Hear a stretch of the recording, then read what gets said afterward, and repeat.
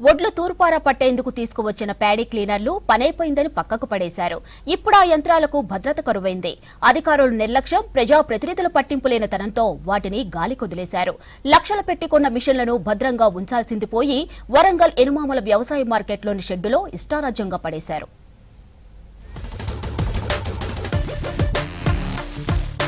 రైతుల నుంచి ధాన్యం కొనుగోలు చేసేటప్పుడు వాటి నుంచి తాళను వేరు చేసేందుకు కొనుగోలు చేసిన ప్యాడీ క్లీనర్ మిషన్లను పని పూర్తయిన తర్వాత గాలి కుదిలేశారు అధికారులు. షెడ్యూల్లో వరుస క్రమంలో భద్రంగా ఉంచాల్సిన మిషన్లను ఇష్టారాజ్యంగా పడేశారు. దాంతో అవి పాడైపోయి మళ్లీ వరి పంట చేతికి వచ్చే నాటికి పనికి రాకుండా పోయే పరిస్థితి నెలకొందని రైతు సంఘాల నేతలు ఆరోపిస్తున్నారు. అధికారుల తీరును తప్పుపడుతున్నారు. వడ్ల కల్లాల సీజన్ అయిపోయింది కాబట్టి అవి వచ్చినటువంటి ఆ పాడి క్లీనర్స్ ఏవైతే ఉన్నాయో వాటిని తీసుకొచ్చి వ్యవసాయ ఎనుమామల మార్కెట్లో పెట్టినటువంటి బహిరంగంగా పెట్టినటువంటి పరిస్థితి ఉన్నది.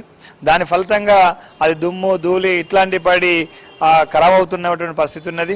వాటితో పాటు అందులో ఉన్నటువంటి మిషన్లు అట్లాంటి వాటిని కూడా కొంతమంది ఇప్పికెళ్తున్నటువంటి పరిస్థితి కూడా ఉన్నది.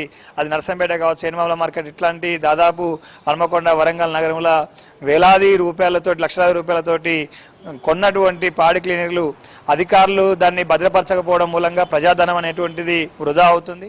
ఉమ్మడి వరంగల్ జిల్లాలో రైతులు పండించిన ధాన్యం కొనడానికి 1053 కొనుగోలు కేంద్రాలను పౌర సరఫరాల సంస్థ ఏర్పాటు చేసింది. వరి ధాన్యం నుంచి యంత్రాల ద్వారా తాళను వేరు చేసేందుకు 206 ప్యాడీ క్లీనర్ యంత్రాలను కొనుగోలు చేసి తీసుకొచ్చారు.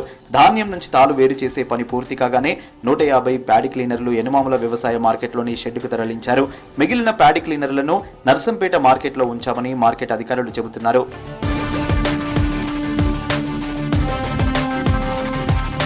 ప్యాడీ క్లీనర్ యంత్రాల వల్ల చాలా రకాలుగా మేలు జరిగిందని, ప్రజాధనం దుబారా కాకుండా వాటిని భద్రపరచాలని రైతులు అంటున్నారు.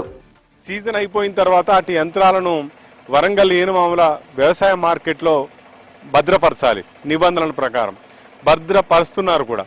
కానీ వాటిని అత్యంత అజాగ్రత్తతో భద్రపరచడం మూలంగా అవి పాడైపోయి మళ్ళీ సీజన్ నాటికే అవి నాశనమయ్యే పరిస్థితి తలెత్తింది. తద్వారా తిరిగి కొత్త యంత్రాలని కొనుగోలు చేయాల్సినటువంటి దుస్థితి వస్తుంది.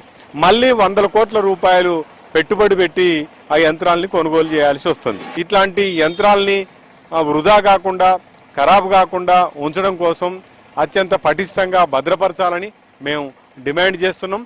వరి ధాన్యం సంబంధించిన తూర్పారాకు సంబంధించిన యంత్రాలను తుప్పు పట్టుపోకుండా, చెడిపోకుండా, ఖరాబు కాకుండా, తర్వాత దొంగిలించే వ్యక్తులు వారి నుండి కాపాడే విధంగా ఒక షెడ్లో భద్రపరచాలని అధికారులు చూడాలి. తర్వాత స్థానిక సంబంధించిన వారి మీద పరీక్ష ఉండాలి.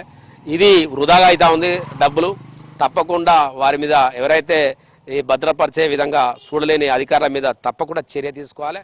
ప్యాడీ క్లీనర్ మిషన్లను భద్రంగానే ఉంచామని అంటున్నారు మార్కెట్ అధికారులు.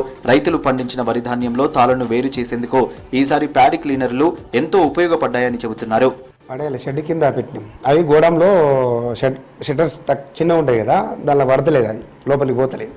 అట్లా ఆ ఉద్దేశంలో ఆ షెడ్ల కింద పెట్టి ఎక్కడైనా ఏ కంపెనీ అయినా, ఇప్పుడు నర్సంపేట కూడా బయటనే ఉన్నాయి మొత్తం. అవి షెటర్లో పడతలేవు. మళ్ళీ ఇప్పి మొత్తం చేయాలంటే అది మాకు ఇబ్బంది అయితే మళ్ళీ అన్ని కానీ 1-2 అంటే ఇప్పి పెట్టుకోవచ్చు. కానీ 53 అవి ఇక అలా మొత్తం డిస్టిక్ కొనిచ్చినప్పుడు వరంగల్ జిల్లా, అవి ఓన్లీ వరంగల్ జిల్లాకే ఉన్నాయి. అవి అధికారులు మిషన్లను షెడ్లో పడేయకుండా ఓ వరుస క్రమంలో పెట్టినట్లయితే అవి పాడవకుండా ఉండడమే కాకుండా అపహరణకు గురి కాకుండా ఉంటాయని రైతులు అంటున్నారు.